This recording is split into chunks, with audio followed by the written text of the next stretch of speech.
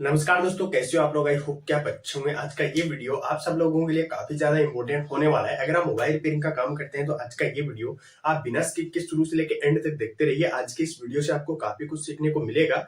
और वीडियो देखने के बाद अगर आपको वीडियो पसंद आए तो इस वीडियो को लाइक कर देना। चैनल को आपने अभी तक सब्सक्राइब नहीं किया तो सब्सक्राइब करके ऑल नोटिफिकेशन को ऑन कर लीजिए, ताकि जब भी हम मोबाइल रिपेयरिंग से रिलेटेड कोई भी वीडियो अपलोड करें तो उसका नोटिफिकेशन आपको कंटिन्यू मिलता रहे और आप अपनी शॉप पे बैठ के बिल्कुल फ्री में बेसिक से लेकर एडवांस लेवल की मोबाइल रिपेयरिंग सीखते रहें।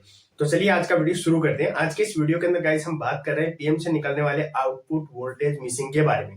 यानी जो एलडीओ सप्लाई होती है या फिर हमारी बक की सप्लाई होती है उसमें वोल्टेज नहीं बनता, तो इसके क्या रीजंस हो सकते हैं। इससे पहले मैंने 2 वीडियो डाले हैं जिनके अंदर हमने टोटल 3 रीजन के बारे में बात किया है। अगर आपने उन वीडियो को नहीं देखा है तो एक बार आप उन वीडियो को देख लीजिए, उनसे भी आपको काफी हेल्प मिलने वाली है।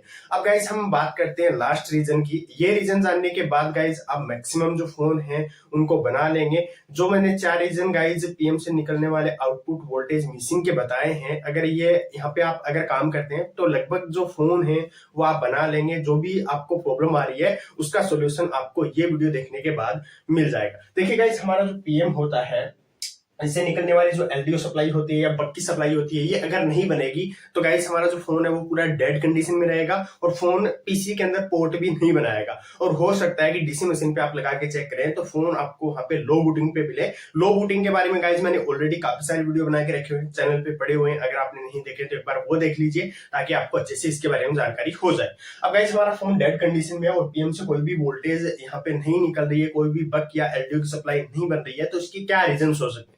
देखिए गाइस, सबसे पहला हमने यहाँ पे रीजन जाना था वीपीएच का। ठीक है, सबसे पहला हमने रीजन जाना था गाइज वीपीएच का। ठीक है, अगर ये वीपीएच इस पीएमआईसी के अंदर ठीक से एंटर नहीं करेगी तो गाइज हमारा जो पीएमआईसी है इसकी रिक्वायरमेंट कंप्लीट नहीं होगी और इससे निकलने वाले जो भी आउटपुट वोल्टेज है वो नहीं निकलेंगे। अब ऐसा हो सकता है कि हमारा जो वीपीएच है वो हमारा डीसी टू डीसी आईसी होती है, चार्जिंग आईसी होती है, उससे बन के यहां तक पहुंच ही नहीं रहा है, तो ये एक अलग रीजन हो सकता है। इसके अलावा गाइस, अगर आपका DC to DC IC charging IC एकदम ओके है, वहां पे वीपीएच बन रहा है, आपने कॉइल पे चेक किया वहां पे वीपीएच बन रहा है, लेकिन वीपीएच बनने के बाद यहां तक भी आ रहा है। ठीक है, पावर आईसी के अगल बगल में जो कैपेसिटर लगे होते हैं उनपे भी आपने चेक किया कि वहां पे भी वीपीएच बन रहा है, लेकिन वो ठीक से अगर आईसी के अंदर इंटर नहीं कर रहा है तो गाइस आपका जो पीएमआईसी है उससे आउटपुट वोल्टेज नहीं निकलेगा। अगर एक लाइन भी ब्रेक हुई, 5 से 6 लाइनों पे जितनी कॉइल आउटपुट पे आपको देखने को मिलती है, लगभग उतनी ही बार वीपीएच एंटर होता है पीएमआईसी के अंदर। अगर एक भी लाइन ब्रेक हुई तो आपका जो पीएमआईसी है उससे आउटपुट वोल्टेज नहीं निकलेगा। ठीक है, इस पे मैंने पहले वीडियो बनाया है,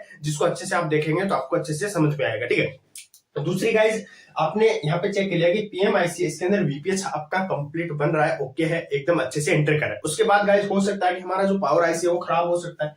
जो पीएमआईसी है ये हमारा खराब हो सकता है, गिरने से गाइज ये डैमेज हो सकता है, गिरने से गाइज ये लूज हो सकता है, इसके नीचे की जो बॉल है वो ड्राई हो सकती है, पावर आईसी शॉर्ट हो सकता है।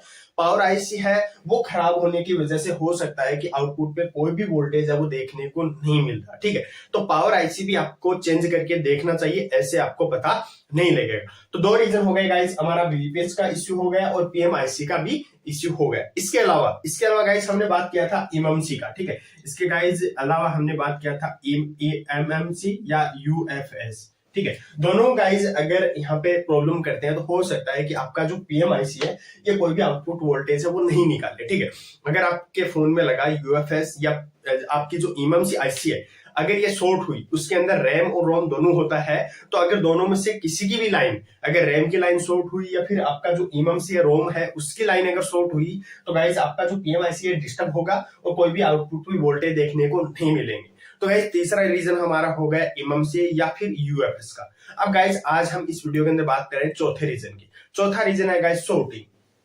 चौथा रीजन हमारा शॉर्टिंग। ठीक है, फोन के अंदर अगर गाइस फोन के अंदर कहीं पर भी शॉर्टिंग आ रहा है तो हो सकता है कि आपका जो पीएमआईसी है ये आउटपुट पे कोई भी वोल्टेज नहीं निकाले। अब गाइस ये जो शॉर्टिंग है ये आपकी वीपीएच लाइन में हो सकता है।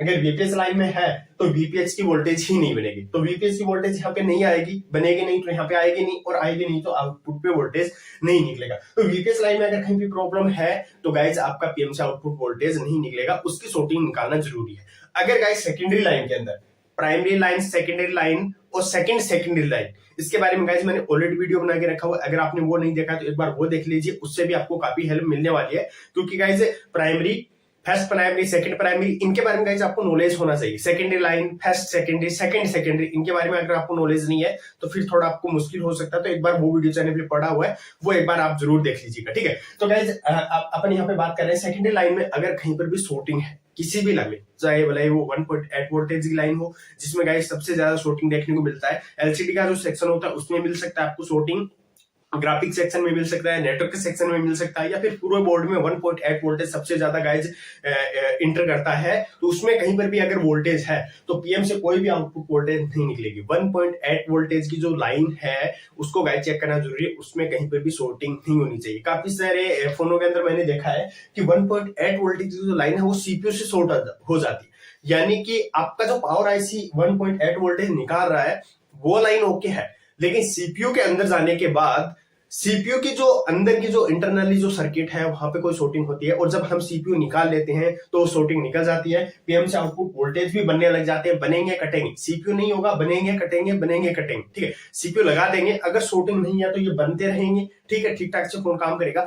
लेकिन अगर आपका जो सीपीयू शॉर्ट है, 1.8 वोल्टेज लाइन कहीं पर भी इंटर कर रही है और उस लाइन में प्रॉब्लम है, तो जैसे ही सीपीयू निकालेंगे शॉर्टिंग निकलेगी, वापस लगाएंगे तो यहाँ पे शॉर्टिंग आपको देखने को मिलेगी और phone as it is condition के अंदर चला जाएगा। इस बात का आपको ध्यान रखना है कि सीपीयू की साइड से भी प्रॉब्लम हो सकता है, आपका इमएमसी में प्रॉब्लम हो सकता है, आपका नेटवर्क आईसी के अंदर प्रॉब्लम हो सकता है, ग्राफिक सेक्शन में या ग्राफिक आईसी खराब हो सकता है। मतलब कोई भी आईसी है वो 1.8 वोल्टेज की सर्किट की लाइन अगर प्रॉब्लम नहीं है तो कोई आईसी में भी इंटरनली सर्किट हो सकता है। मान लीजिए सीपीयू में कहीं पर भी शॉर्टिंग है, ठीक है, कहीं पर भी है, आपने लगा के देखा 1.8 वोल्टेज की लाइन शॉर्ट है और आपने रोजिन डाल के देखा सीपीयू आपका हीट कर रहा है, ठीक है, सीपीयू आपका हीट कर रहा है, हाई बूटिंग ले रहा है, ठीक है, तो ऐसी कंडीशन में जब आप सीपीयू निकाल लेंगे शॉर्टिंग निकल जाएगी। लेकिन जैसे ही आप सीपीयू वापस लगाएंगे वही सीपीयू, तो शॉर्टिंग वापस आएगी। इसका मतलब क्या है? इसका मतलब है कि आपका मैक्सिमम चांस है कि सीपीयू शॉर्ट है। लेकिन इसके अलावा भी एक रीजन और हो सकता है कि आपका सीपीयू शॉर्ट ना हो कि दूसरे सेक्शन में प्रॉब्लम हो, ठीक है। कैसे कि मान लीजिए दो लाइनें हैं, वो आपकी मतलब दो जगह से सीपीयू के अंदर इंटर कर रही हैं और उनमें से एक लाइन में कहीं प्रॉब्लम है और वो लाइन सीपीयू से निकल के कहीं अदर सेक्शन में जा रही है, तो जैसे सीपीयू लगाएंगे दोनों आपस में कनेक्ट होगी और कनेक्ट होने की वजह से दूसरे सेक्शन की वजह से आपका सीपीयू हीट होगा या आपका सीपीयू निकालने पे शॉर्टिंग निकलेगी। तो इस बात का भी आपको खास तौर पे यहाँ पे ध्यान रखना है कि हो सकता है सीपीयू खराब ना हो कि दूसरे सेक्शन में हो और जिसका रीजन आपको ऐसे देखने में मिल रहा हो कि सीपीयू खराब है। तो इस बात का भी आपको यहाँ पे ध्यान रखना है, ठीक है। कई बार क्या होता है कि हमारा जो फोन है वो जब गिरता है, ड्रॉप डाउन केस के अंदर ऐसा देखने को मिलता है कि सीपीयू होता है वो कहीं ना कहीं से क्रैक हो जाता है, यानी टूट जाता है, ठीक है। और नॉर्मली देखने से आपको पता नहीं चलेगा, नॉर्मली अगर आप देखेंगे तो उसमें नहीं दिखाई देगा, लेकिन जब आप कॉइल चेक करेंगे अगर सभी कॉइलों पे मतलब बीप आने लग गई है, पूरी फुल शॉर्टिंग आपको दिखाई दे रही है, तो आपको सीपीयू को पहले एक बार अच्छे से ध्यान से देखना चाहिए कि कहीं सीपीयू के अंदर ऊपर क्रैक तो नहीं है। काफी सारे फोनों के अंदर देखा है ड्रॉप डाउन के अंदर क्या होता है कि सीपीयू ऊपर से क्रैक हो जाता है, मतलब बीच से टूट जाता है, वो कैसे भी ऐसे दिखाई नहीं देता। जब माइक्रोस्कोप से आप अच्छे से देखेंगे तो आपको पता चलेगा कि सीपीयू बीच से टूटा हुआ है, और जब सीपीयू आप निकालेंगे तो यहाँ पे शॉर्टिंग भी निकलेगी और गाइस यहाँ पे आपका जो वोल्टेज है वो भी बनेगा। जैसे ही वो सीपीयू वापस लगाएंगे यहाँ पे फिर से शॉर्टिंग आएगी और आपका कोई भी वोल्टेज है वो यहाँ पे नहीं मिलेगा, ठीक है। तो ये रीजन भी गाइस आपका यहाँ पे देखने को मिल सकता है। ये जो पीएमआईसी है इससे निकलने वाले जितने भी आउटपुट वोल्टेज है इनके अंदर एक प्रॉब्लम और आता है कि जो वोल्टेज है वो वेरिएशन देखने को मिलता है, अप डाउन होता रहेगा। जब हम सीपीयू को बाहर निकाल देते हैं तब गाइस ऐसी कंडीशन बनती है कि मतलब आपका वोल्टेज आएगा कटेगा, आएगा कटेगा। लेकिन कई बार क्या होता है सीपीयू लगा है फिर भी ये प्रॉब्लम बनती है, तो इसके भी काफी सारे रीजंस होते हैं।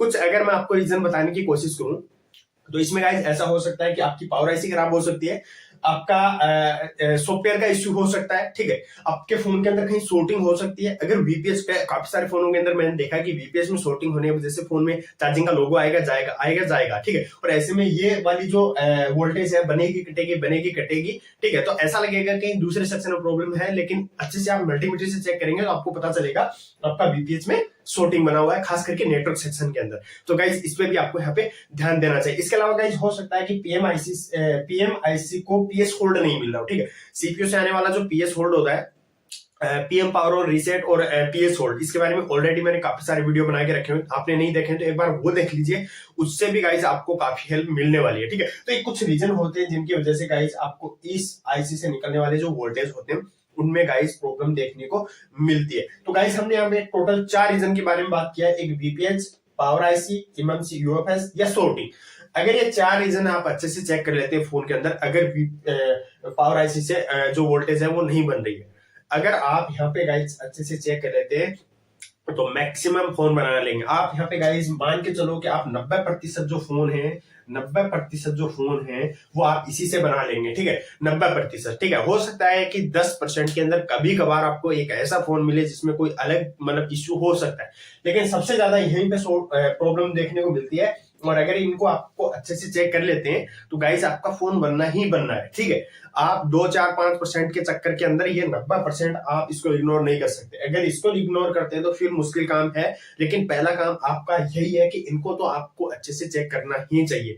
तो गाइज ये 4 रीजन गाइज मैंने आपको यहाँ पे वीडियो के अंदर बताए हैं, चारों पे अच्छे से काम करते हैं, काफी सारे फोन आप बना लेंगे। अगर वीडियो पसंद आए तो वीडियो को लाइक कर दीजिए, चैनल को आपने सब्सक्राइब नहीं किया तो सब्सक्राइब करके ऑल नोटिफिकेशन को ऑन कर दीजिए, आगे आने वाले जो वीडियो उनका नोटिफिकेशन आपको कंटिन्यू मिलता रहे। और इस वीडियो के नीचे कमेंट करके बताइए कि आपको आने वाले जो वीडियोस हैं वो किस टॉपिक पे चाहिए, ठीक है, आपको कहाँ पे किस सेक्शन में सबसे ज्यादा प्रॉब्लम देखने को मिल रही है, तो उस पर अपन यहाँ पे काम करेंगे। उस पर मैं आपको कुछ गाइड करूंगा, कुछ वीडियो बना दूंगा जिससे आपकी थोड़ी बहुत हेल्प होती रहेगी। तो आज की इस वीडियो में इतना ही, नेक्स्ट वीडियो